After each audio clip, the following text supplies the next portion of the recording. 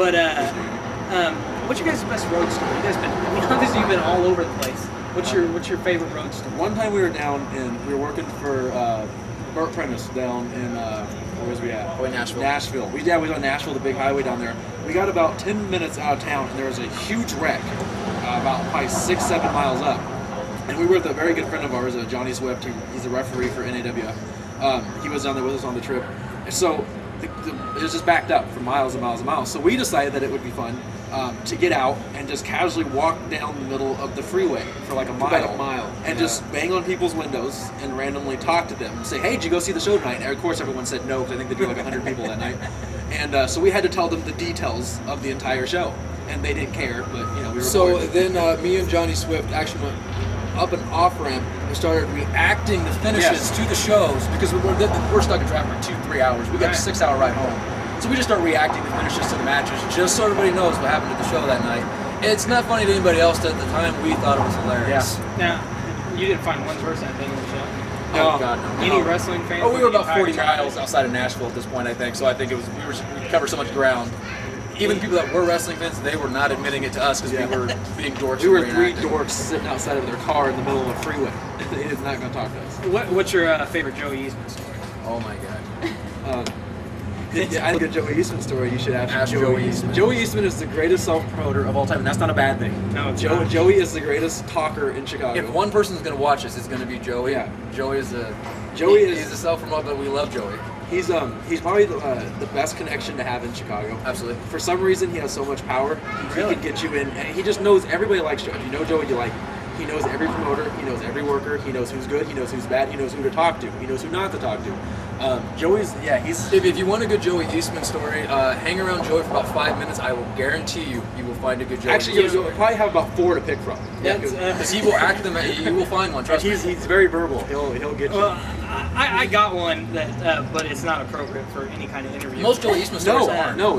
You won't hear one that's PG-13. It's R or X. One of the two. The thing that impressed me about Joey Eastman, I had just started writing the nosebleeds when I came up there for No Gimmicks Needed, and I was standing there and he had just finished talking to somebody, and I introduced myself and he didn't even know who I was, whether I was a nosebleed guy or not. I just introduced myself as Chris, and he just stopped to talk to me for like 20 minutes. Yep. And just his heartfelt feelings towards Chris Candino and their friendship. Yep. And even now, as he has had so much success in the wrestling business, is still just a huge fan. And no matter who you are, he will convince you that the Great Khali is a good wrestler. He'll convince you of anything. Anything. Yeah. And that the Giant Gonzalez, he admitted to me that the Giant Gonzalez, he would watch. He could watch Giant Gonzalez perform all day long. Yeah. Joey's a strange man. Yeah, that is. You can believe Very it. strange man. He's actually a very good friend of ours. He is. And you guys are actually a part of Joey Eastman Worldwide. Absolutely. So you guys throw that out there also. We are at the very head of We are the very head of the corporation. Oh, are you? there. Absolutely. Yeah, we're his number one He put priority. us right up front. That's a good deal. But Joey Eastman, obviously a great guy. Absolutely. And a One of great the guy best to friends in talk the business to. right now. If you get to know Joey, get to know him. He can get That to you do. And like I said, just standing there. He's a great guy just to talk to, chat with. Love him. Did you guys ever think about going solo? Actually, I did for a while, for 6 to 8 months, maybe closer to 10 months down in Nashville, Tennessee. I worked for Burt Prentice in USWA Pro Wrestling down there. They were running really great. They had TV. It was a lot of fun. I had a fun gimmick down there. It was almost like a Jimmy Valiant type gimmick, of course, with the Tweek Phoenix name, which is kind of silly. The fans ate it up. A lot of little kids. I threw beads out. I threw candy out. Red and white striped tights that everybody hated to death. Except Jimmy Hart. Jimmy Hart gave me a nice compliment. He made me wear them about 6 months. I hated those tights more than anything I've ever worn in my life. They were the most gaudy things in the world, but they got over great. I got the run down there. It was awesome. Great time in my life. I basically lived in Nashville. They ran around the loop about 4 days a week. Got to work with a bunch of cool guys. So it was a lot of fun running solo, but tag team that's where we are now, and that's where it needs to be. So if you guys were ever to split up and go solo again, which one you use the Shawn Michaels and which one you use the Marty Jannetty? We're gonna argue about this. On a coolness level, I would be Marty, because we met Marty, and Marty is cool. He's one of the coolest guys in the world. No knock on Marty. Great performer. Oh, absolutely no. The Rocker's one of my childhood. Right. So personality-wise, I'd be Marty, and talent-wise, I'd be Shawn. So I got the best of both worlds. So it's just. I'm just not gonna start arguing. I'm just gonna like trip him later in front of a group of girls. So and Tweek would laugh. just be your personal manager at that point, because you got it all. Right. I would definitely, and even better, I would be Ricky and he'd be Robert. No, that's just one thing is to make me Marty. One thing. Okay, else can to make me Robert. can I be Bobby and you can be Stan? I like Stan Lane. Stan Lane got the women, so yes. Okay, I'll be Bobby. I'll be the one with all the talent. He can just be there for looks. You can be Dennis. Dennis Cosdrick. We've talked about your guys' success in wrestling. Do you guys consider yourselves a success right now? Yes and no. I think if you ever consider yourself a huge success, unless you get to like John Cena or Hulk Hogan status, then you're a success. But I think on the independent level, if you ever see yourself as a success, I think in a way your head's getting a little too big. It's like it's time to come back down to earth. I'm not knocking independence. I think there's a great market for it. But at the same time, if you're sitting there saying, "Well, I'm a successful indie wrestler," your head's way too big. And I don't care if you're wrestling every weekend, if you're wrestling Friday, Saturday, and Sunday, every single weekend. If you're still on the independence without a contract and you're not making big money, because again, this business is about money. Oh yeah. So if you're not making money, you haven't really succeeded. So right now you're just doing it for fun. I think the one thing for guys who get a huge head about that is to remember, look at everybody else on that show. You're in the same spot as them. I don't care if you're the main event of the show. Right. That rookie that just had his first match, you got to remember you're on a show with him. Therefore, you're on the same level as him. Right. So. In your guys' career, and obviously some of the books you read, and obviously you guys have met from top to bottom, performers and wrestlers and managers and bookers. What do you think? What's advice that everybody needs to know when they get into the industry, when they start training? Slow down. We still have a problem with that. I think with your in-ring action, you got to remember, and we've said it a few minutes ago, story. That is everything in professional wrestling. People do not come to watch, maybe you do for a while, come to watch guys do huge moves, but okay, you see 5 or 6 of them, show's over. Yeah. Right. The story throughout every single match is what makes the show last 2-3 hours, and people are still so into it. So learn how to work, learn how to throw a punch. No one knows how to throw a punch. Like everybody's punches suck. If you can throw a punch and you can throw a kick, not everybody's, but the majority. If you can throw a punch and you can throw a kick, you can work a match. So I mean, seriously, that's what they should do in training camp. Just say only thing you can do in a match for a 5-minute match: throw a punch and throw a kick, and see if you can make it work. And if you can make that work, you can make anything work. Exactly. So that's the best way to go. There's a lot of good punches. If anybody has a good punch and we insult it, we're sorry. Yeah. If you have a good punch, that's the first thing I look for when they say, "Who do you think's a good worker?" I say, "I don't know. Throw a punch." And if you could throw a punch like Jerry Lawler, I instantly think you're a good worker. What's the future hold for the Phoenix Twins?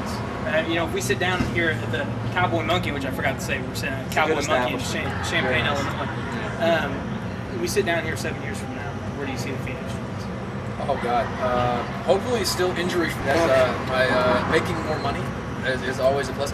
I think one of the cool things is that you don't know. I mean, I'm not egotistical enough to say, well, the Fed's going to call us tomorrow, and that's not going to happen. We know that. TNA is not going to call us tomorrow. We understand that. It's a lot of hard work, and I would like to say in 7 years that, okay, we've been there, done that with a lot of things. One thing that if you're thinking small would be injury free and still have the respect even 7 years later of all the guys we work with. Would be the coolest thing. I would like to be too big to come to the Cowboy Monkey in Champaign, Illinois in 7 years. I would like to walk through here and just be like, I'm better than all of you. And just keep walking. And sit and have an interview and not one person bother us the whole time we're having the interview. I like one person to at least like take an interest in this interview, like from a side. Say it. Nice. Oh, it's Dash Not Phoenix. Not you, Jamie. It's Dash Phoenix. I know she can't even come back like she wants an autograph. I know. Just act like pretend. it. Yeah. What do you guys think about the current state of wrestling? Ring of Honor just signed a pay-per-view deal, which is usually, I was upset. I had plans to attend the show in Chicago at the second pay-per-view, and I was personal issues, and I couldn't make it, which I was extremely upset about. But what do you guys think of Ring of Honor? I think I don't think we possibly could put in Ring of Honor because it's a strong style thing and it's just not our style. But I think Ring of Honor has the right idea for a certain market because with the UFC getting so big, basically that's what Ring of Honor is. Ring of Honor is basically a works UFC. I mean, and they hit each other really, really hard, but the fans love it and they're drawing money, they're making pay-per-views, so obviously they're doing something right. So I mean, they got plenty of talent too. A lot of those guys are going to be on TV very soon. So, what do you think about WWE right now? A lot of with the Benoit thing and Vince getting a lot of heat for a lot of stuff. WWE is so weird because people say, well, the wrestling isn't good, but really, when they don't do the crazy ridiculous gimmicks. Yeah, and the angles and stuff. The wrestling's great on there. I mean, I think because it's on TV and people expect so much out of it. People say, oh, well, it's not as good as what it used to be. But I think there's so much talent there. I don't know. I can't bash a company that makes $1 billion a year. No, so they're making $1 billion a year. They're not doing. They're always going to use the big muscle guys like Chris Masters, who ain't the greatest worker, but again, a lot of people pay to see those guys. These guys are larger than life. Chris Masters is 260 pounds of all muscle. People want to see that. Still got fans with Chris Masters signs out there. Right. Fans of him that come to Look see at the Ultimate Warrior for sakes. I know you do. You like gosh. I cried when the Ultimate. You talking about crying earlier? I was gonna say I cried when the Ultimate Warrior beat Hogan. That was a sad day. I didn't cry because of shock. I just sat and stared. You can't really say that. I mean, he made a lot of money too. I think that he would take some of that money and work out his brain a little bit, and not change his name. And let's. I just want to put one rumor to rest. There's been one Ultimate Warrior. There has one. That's the one question I get asked the most. There's not three. There was one Ultimate Warrior. That's it. Goldberg and Steve Austin are not brothers. Yeah, they're not. Did you know? I haven't heard that one. I have. It's just ridiculous. Oh, what do the fans need to know about Phoenix? I forgot TNA. I'm sorry. What do you guys think about TNA? TNA is on and off. I think if anyone's ever gonna, that six-sided ring, I think's got to go. It was a good idea at first, but I don't know. I mean, it kind of sort of sets them apart, but it doesn't look like wrestling. It looks like gymnastics almost. It looks weird. Well, I mean, it looks odd. I almost disagree with the six-sided ring because I appreciate the fact that they are trying to do something different with the business, and it's just like because you cannot compete with WWE, and that's their problem. Is they want to be different, but then they want to compete with WWE. That's not going to work. I think if they're going to do a six-sided ring, they got to make it like UFC. I mean, they got to make it a worked shoot. They can't be doing 15 flips. TNA has the right idea. I don't think they've just found their stride of exactly what they want to do, and when they do, I think it's going to work out a lot better. They need to make their own talent too. I think if they make their own bred talent, like AJ Styles and all those guys, if they make more James of those, Storm, Chris Harris, if they make more in TNA talent, it's going to be easier to market. Instead of these are old WWF guys. And Crime Fighter and I just had a fact and fiction on the St. Louis wrestling community, and we're about Joe and Chip. He turned down that contract, right? And that's actually what I said. My answer was the future of TNA is Samoa Joe, right. AJ Styles, right. I said P.D. Williams. Right. I forgot James Storm. I apologize. But that's the future of TNA. The same guys that made the foundation of TNA are the same ones that are going to build the future of TNA. The thing is, people say, well, TNA is going to fold in a year. TNA is going to be done in 2 years. TNA is not going anywhere. They got great talent. They got a boatload of money. So again, they're not going having anywhere. guys like Kurt Angle and Christian, and Sting, these are all guys that are made outside of the company. Right. They have to make, they have to make their AJ Styles. They got to make their Samoa Joes. They got to make their guys. As long as they're still on Spike TV and they're still drawing at their house shows, they're doing fine. I don't think anybody can complain about TNA. And they got plenty of money to back, so they're fine. They're fine. Yeah. Well, good deal. What's the future hold for the Phoenix? What's the future hold for Phoenix? Hopefully, lots of money, lots of women, lots of bookings, and no injuries. That's This is all on the hopefully list. Yeah. Especially the money. Right now, it's just keep getting as many bookings as possible, keep wrestling, keep learning new stuff, keep doing new styles, and just we've been trying to add the strong style stuff, but it's so over. And we tried to keep it grounded to do our style, which is like a quick old school stuff. So I mean, it's really hard. I meant to say this earlier when you said one of your proudest moments is the fact that you've never hurt anybody or you've never been injured yourself. Right. And I remember something that always stuck in my mind was a Bret Hart interview that I watched from I think it might have been a couple years back. Right. And he said one of his great moments in wrestling, no matter what, the titles, where he's been, and who he's met, was the fact that he has never seriously hurt anybody in the ring. And I think that's a lot of people. He always thought that if you're doing something wrong, you're hurting people. So, when you say that, you think that, a lot of people might think that's stupid. I actually take that as, a big accomplishment for you guys that you've never been hurt. You were obviously very, obviously great trained and powerhouse and learned, a lot of stuff. I think that's the art of wrestling. I mean, I think Bret Hart's the one that said a really good quote. Anybody can get in the ring and hit you as hard as they can and make it look real. There's an art and there's a talent to looking like you're killing somebody and you're barely hurting them. My grandmother's 75 years old. Let me tell you, if she took and punched me in the face as hard as she can, it's going to hurt. There's no talent. And it's going to look like it hurts. Exactly. But it may not look like it hurts. It's going to hurt. Your grandma's a pretty good punch? It runs in the family. She throws a good right. Let me tell you, she can throw down when she wants to. Yeah. What do the fans and promoters need to know about you guys? Obviously, you need some more booking. You want as many bookings as you possibly can. With the fans, I don't want to tell the fans what to think about us. I think in a way it's just like, you come watch us.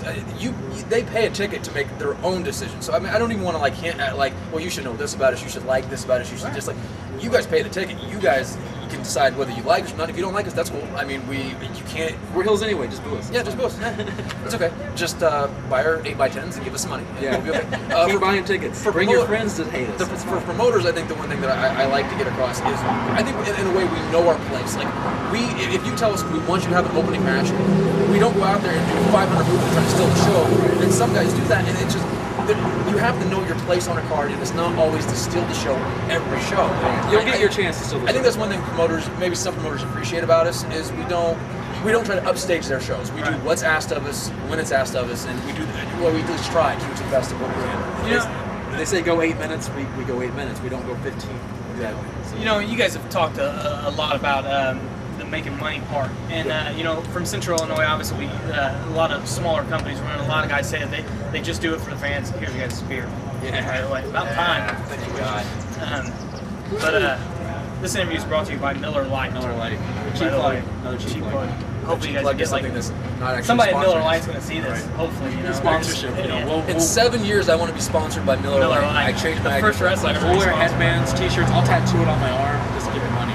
But we've talked a lot about making money and how it is all about the money. And a lot of people don't realize they're not being arrogant and they're not being stubborn.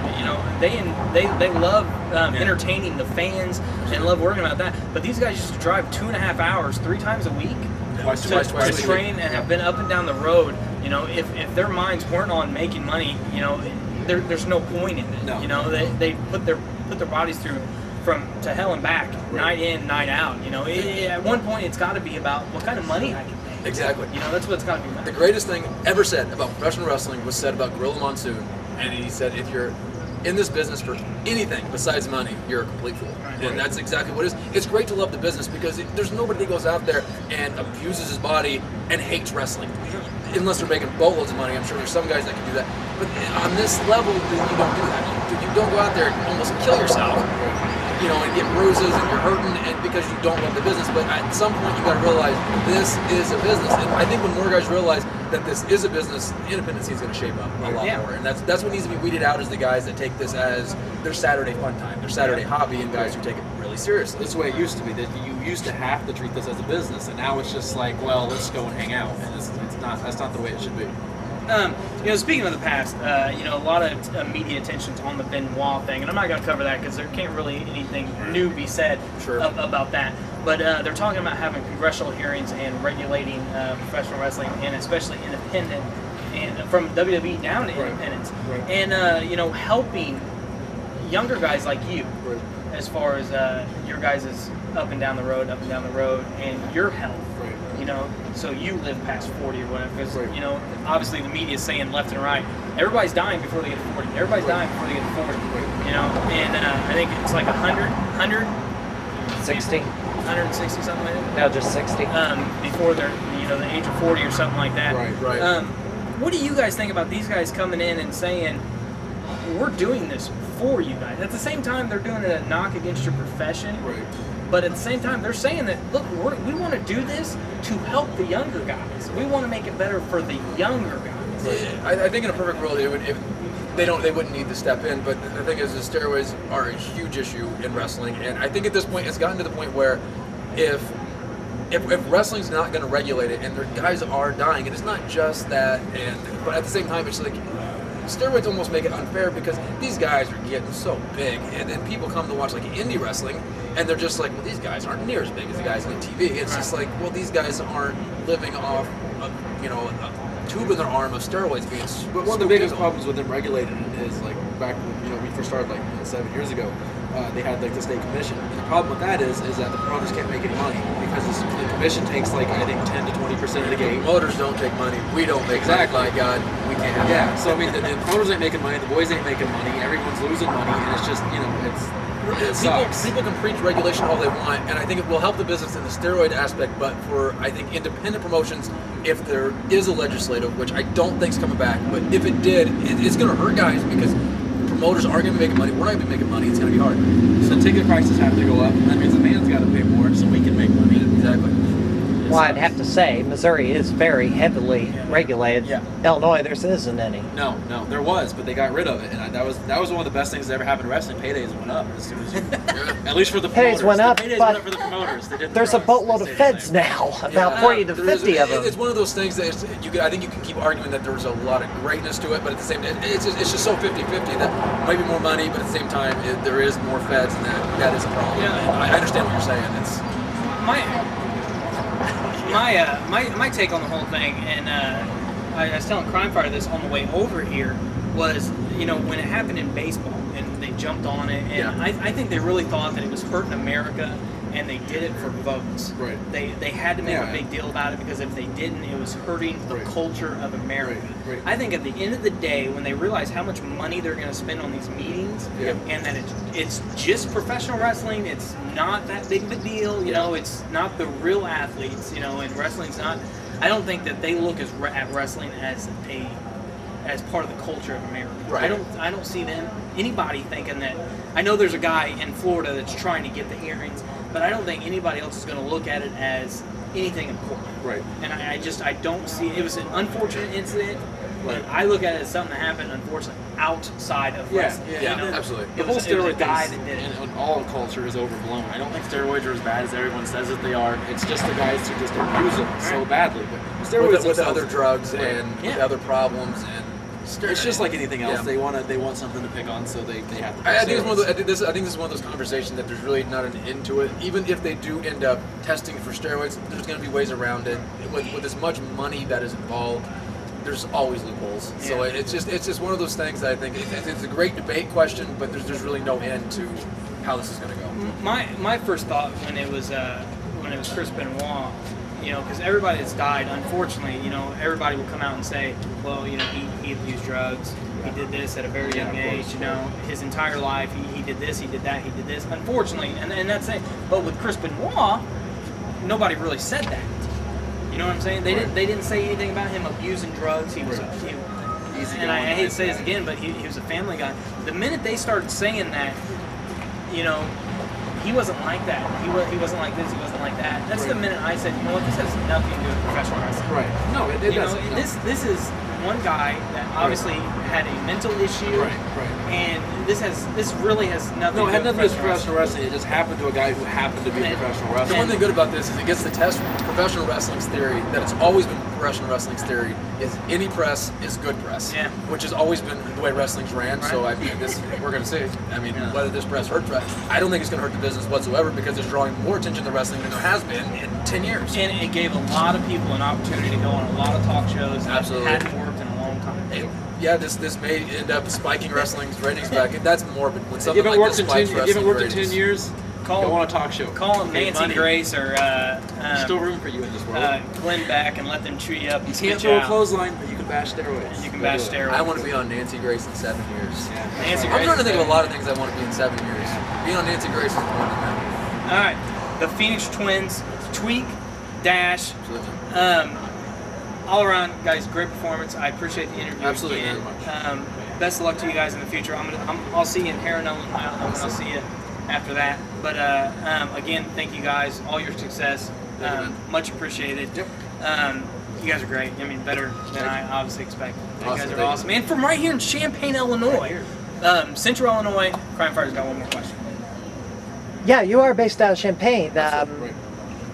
Champaign really hasn't had many wrestling shows come into Champaign itself. Right. What do you think's the reason for that? A And couple could you people bring wrestling to People have Champaign? tried to draw in Champaign, but they didn't do it correctly. I think there's just certain areas that unexplainably, and you would think with a college town, Champaign would draw great. Unfortunately, I think it's just one of those towns that, as of now, there is not a market for wrestling. But in the future there may be. So keep watching for wrestling in Champaign, and hopefully we're on it. And you guys aren't. This is his next question. I can see it coming. And you guys aren't ruling out working in Central Illinois. No, for absolutely not. anybody No, at all. absolutely not. It's just a matter of the phone call. Phone call and the money. And a whole lot of Miller Lite. Our Yeah, sponsor. a lot of Miller. And if you pack the locker with Miller Lite, it will show up. I tell you what, if you work for McIntyre, that will definitely happen. McIntyre's got the beer. I don't know if it's That's we in can NW, drink folks. it in NW. We can drink. Contact us at myspace.com/Phoenix Twins. that I was gonna say that. Yep. Actually, I still realize. yeah, man. Dude, is there any point in me being here?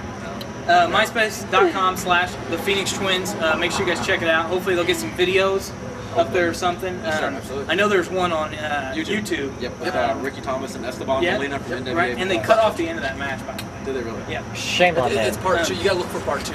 Yeah. If you want to see it, you gotta search for it. Yeah. Yes, sir. It'll all work I'll for you. feature it on STL WC Matches of the Week. There you go. Very Those are quick. really- we are a match of the week. But thanks again, guys. Absolutely. If I don't see you, obviously I'll talk to you in Heron. Thanks for the interview. I Absolutely. really appreciate it. Best of luck to you in your Thank you. future and making all that money Yeah. that you can Money. make. That's And we'll do this again in 7 years. Yeah. Outside 7 years. of 7 years. Cowboy Miller Monkey. Lite is our sponsor. Lots of money and lots of Now, money. that's what I was gonna say. If in Central Illinois, if we just load up the Miller And Lite Jim. and not as much money, would you still come? Does it balance itself out, or do you gotta? Bring the Miller Lite girls and we will talk. Yeah. Okay. All right. Thanks again, guys. Absolutely. I appreciate it. Tweek Dash. Thanks for watching Nosebleed Seats, guys. I appreciate it. And remember, make sure you guys the rising cost of dental keeps going up. Make sure you guys take care of that. Make sure you brush your teeth. Excellent. And